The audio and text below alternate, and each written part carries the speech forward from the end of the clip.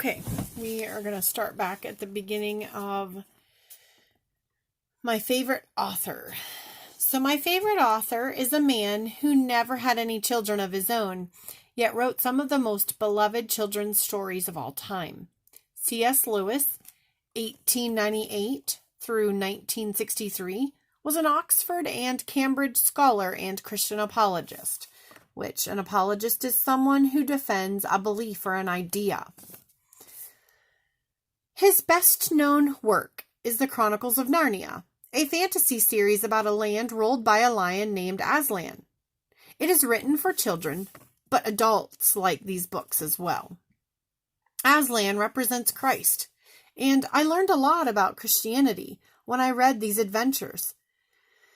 C.S. Lewis also wrote books for adults that are considered Christian classics. Mere Christianity is a small book that explains the central beliefs of the Christian faith with analogies and classic reasoning. It influenced many famous people who became Christians: Chuck Colson, Francis S. Collins, George Gallup Jr., and Philip Yancey, for example. C.S. Lewis is my favorite author because his books helped me to come to faith in Christ. During college, a professor suggested I read Mere Christianity. It was the first intellectual defense of the Christian faith I read, and that is what I needed. Lewis's analogies were amusing and convincing. For instance, he famously wrote that a man who said the things Jesus said must either be who he said he is, the Son of God, or a lunatic, on a level with the man who says he is a poached egg or a demon. I had to make a choice, Lewis insisted. I couldn't claim Jesus was just a good moral teacher. Later he wrote, "If I find in myself a desire which no experience in this world can satisfy, the most probable explanation is that I was made for another world."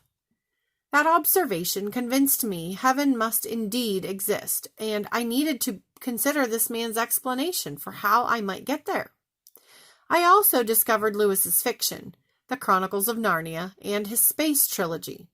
The worlds he created are fantasy, but his characters are just like you and me. Even in other times and places, they struggle with making the right choices. For example, Ransom, the hero of the space trilogy, is summoned by Maleldil, an archangel-like creature, to another planet to help save the inhabitants there from a fall from grace. Ransom makes the right choices, but not without Lewis showing us how difficult it is for Ransom to trust God, be brave, and risk his life for others. He's a very ordinary man who still manages to be heroic. However, the book that influenced me the most was Till We Have Faces.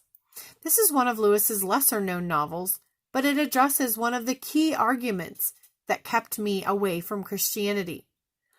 With so much pain and suffering in the world, how can the Bible claim that God is love? Till We Have Faces retells the myth of Cupid and Psyche from the point of view of Orual, a jealous and unattractive older sister.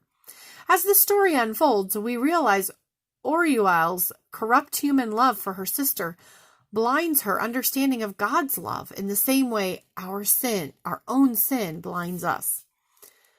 My introduction to Lewis took place more than 30 years ago. There have been long periods of time when I have not read his books, and I moved on to other Christian authors and theologians. But whenever I find myself in seasons of doubt or difficulty, I always return to reading Lewis. Somewhere in one of his novels or his apologetics, I know I will find an analogy or spiritual insight that perfectly applies to my life circumstances. Not only are his books imaginative and engaging, but they are also life-giving. And that is why he is my favorite. All right.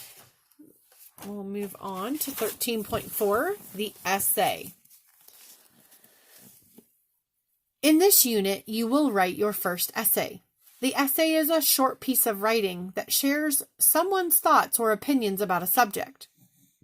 Writers typically organize their essay paragraphs in a predictable order.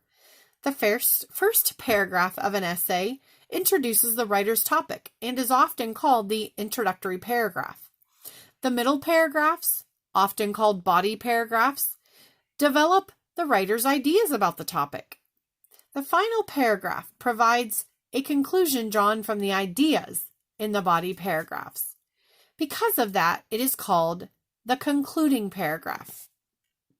In an opinion essay, certain types of information should be included in the introductory, body, and concluding paragraphs. You will learn what to include in each section of your essay in this unit. Here's a pretty neat picture. I will take a picture of this to put on today's assignment, but you can see that we start with the bun on the top, which is the introductory paragraph, the hook, background, the big reason. Then our lettuce on our hamburger here is the body paragraph number 1, example 1 with details.